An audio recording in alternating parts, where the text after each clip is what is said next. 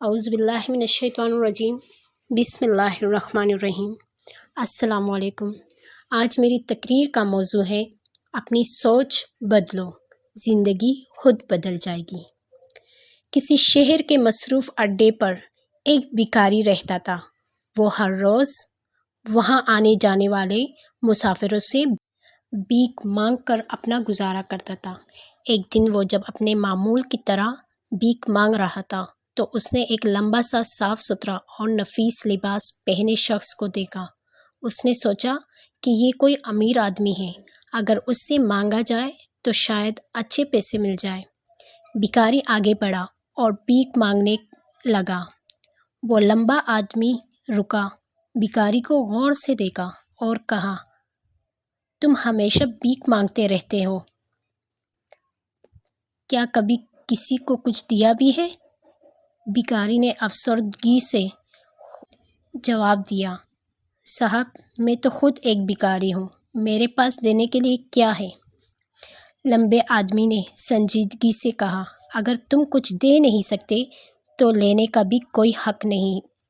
میں ایک تاجر ہوں اور میں صرف لین دین پر یقین رکھتا ہوں۔ اگر تمہارے پاس مجھے کچھ دینے کو ہے تو میں تمہیں کچھ دے سکتا ہوں۔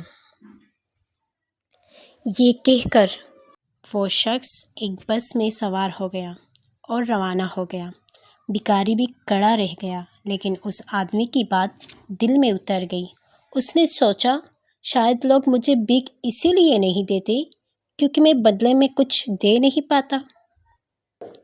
مگر میں کیا دے سکتا ہوں؟ میں تو خود ایک خالی ہاتھ انسان ہوں۔ 2 دن وہ یہی سوچتا رہا۔ تیسرے دن وہ جب بس اڈے کے کونے میں بیٹھا ہوا تھا تو اس کی نظر ایک کباڑی کی دکان کے قریب زمین پر بکھرے پرانے قلموں پر پڑی۔ ان میں سے کچھ توڑی صاف کرنے پر کام کے لگ رہے تھے۔ اس کے ذہن میں ایک خیال آیا، کیوں نہ میں ان پرانے قلموں کو صاف کر کے لوگوں کو بھیک کے بدلے تھاما دیا۔ مسافر حیران ہو کر مسکرا کر کہا، یہ واقعی خاص بات ہے۔ وقت گزرتا گیا۔ بھکاری اب روز صبح کباڑی سے پرانے قلم لے کر انہیں صاف ستھرا کرتا اور بھیک کے بدلے لوگوں میں تقسیم کرتا۔ جلد ہی لوگوں کو اس کا یہ انداز پسند آنے لگا۔ اب وہ روزانہ پہلے سے زیادہ بھیک حاصل کرنے لگا، کیونکہ لوگ سمجھتے تھے کہ یہ کچھ نہ کچھ واپس ضرور دیتا ہے۔ ایک دن وہی لمبا آدمی بس اڈے سے گزرا۔ بھکاری فوراً اس کے پاس گیا اور کہا، صاحب آج میرے پاس آپ کو دینے کے لیے خاص قلم ہے، اگر آپ مجھے کچھ دیں گے تو یہ آپ کا تحفہ ہوگا۔ وہ شخص مسکرایا، بھیک دی اور قلم لے کے بولا، کیا بات ہے، آج تم بھی تاجر بن گئے ہو۔ یہ بات سن کر بھکاری چہرے پر ایک چمک سی آ گئی۔ وہ بہت خوش ہوا۔ اس دن کے بعد وہ خود کو بھکاری نہیں بلکہ قلم فروش سمجھنے لگا۔ کچھ ہی مہینوں میں اس نے اتنے پیسے جمع کر لیے کہ ایک چھوٹی سی ریڑھی خرید لی اور نئے سستے قلم اور چھوٹے اسٹیشنری سامان بیچنے لگا۔ 6 ماہ بعد وہی لمبا آدمی دوبارہ اسی شہر آیا۔ اب وہ خود بھی ایک کاروبار میٹنگ میں مصروف تھا۔ بس اڈے پر ایک سوٹ پہنے شخص نے آ کر اسے سلام کیا اور کہا، جناب پہچانا؟ ہم پہلے بھی مل چکے ہیں۔ وہ شخص تھوڑا حیران ہوا، معذرت پہچانا نہیں۔ سامنے والے نے ہنستے ہوئے کہا، پہلی بار آپ نے مجھے کچھ نہ دے کر سچ بتایا اور دوسری بار ایک قلم کے بدلے کچھ دیا تھا۔ میں وہی بھکاری ہوں جو اب ایک اسٹیشنری کا کاروبار چلا رہا ہے۔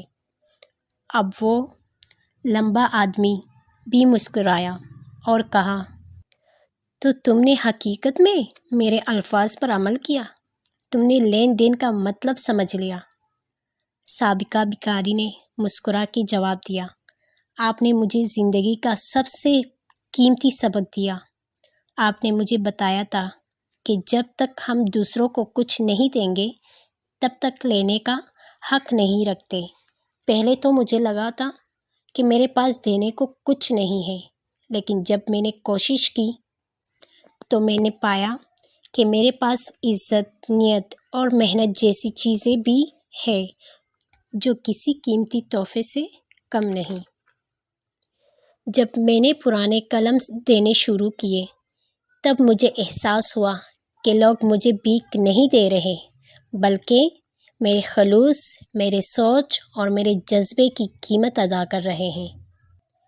میں نے اپنی سوچ بدلی اور میری زندگی بدل گئی۔ وہ لمحہ خاموش ہو گیا۔